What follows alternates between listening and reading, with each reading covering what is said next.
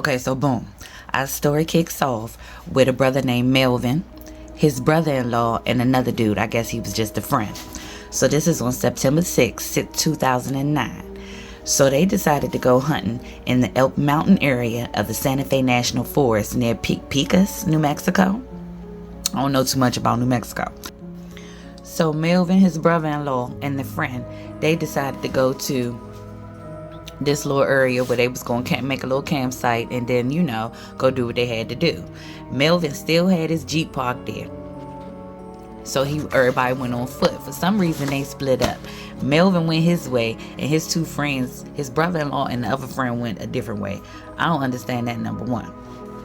Number two, they said Melvin, first of all, he had a blade on him, a 44, and a bow and arrow. This is it, though. They said Melvin ain't take his phone, his backpack, or his GPS. And he usually takes his GPS with him because he got lost before. And he was like, yeah, I ain't trying to make that happen again.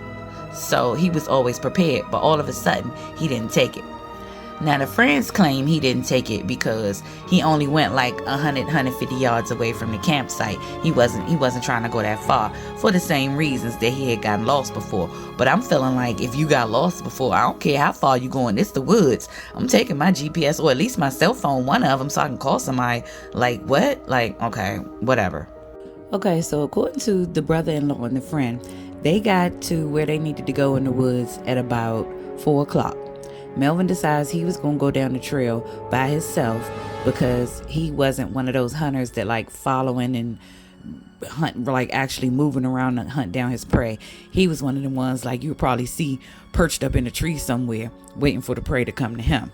So Melvin goes down his trail and the brother-in-law and the friend go down their trail, and they agree to meet back at the campsite between 7:30 right before it gets dark. So the two men get back to the campsite about 7 o'clock, but they said they ain't see no sign of Melvin.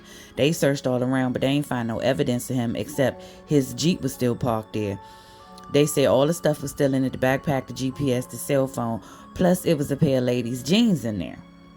So they said they calling out for Melvin, calling his name, looking all around. They don't hear nothing. They blowing the horn to the Jeep. They firing off their guns into the air, and they just not getting nothing, no response from Melvin. At first, they claimed they wasn't that concerned about Melvin because they claim he had his blade, his gun, his bow and arrow on him. And he was a black belt in some form of martial arts. So at first, they claimed they wasn't too concerned about Melvin.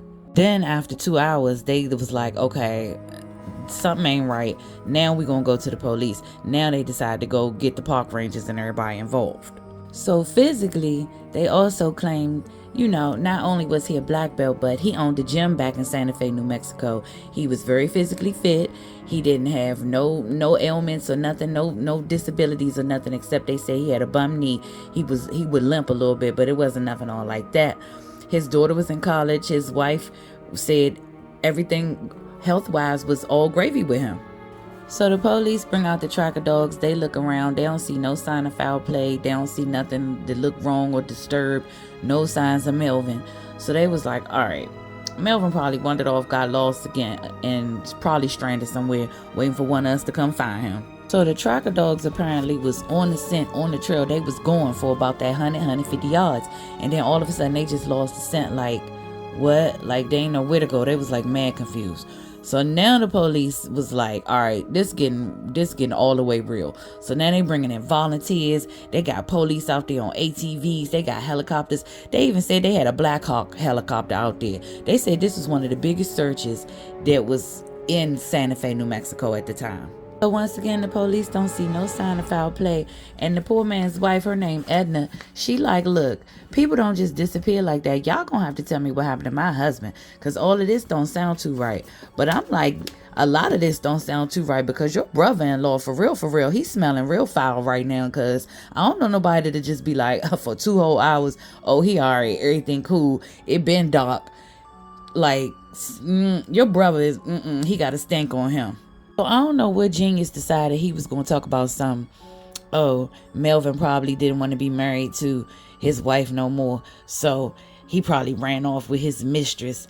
And they immediately debunked that, because they was like, well, then where's the vehicle tracks? Where's the footprints from this lady or whoever? Like, his his scent should have went dead on like the road or something. Like, that don't even make sense.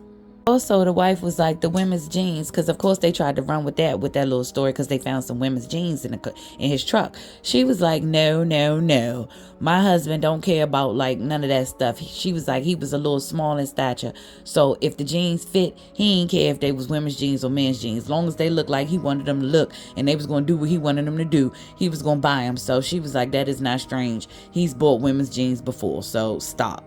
She also said if he ran off with a mistress, his bank cards never got touched, his credit cards never got touched, all the money's still in his account. Like, who runs away and don't take no money with him? Unless the mistress was super rich, they don't sound too right to me.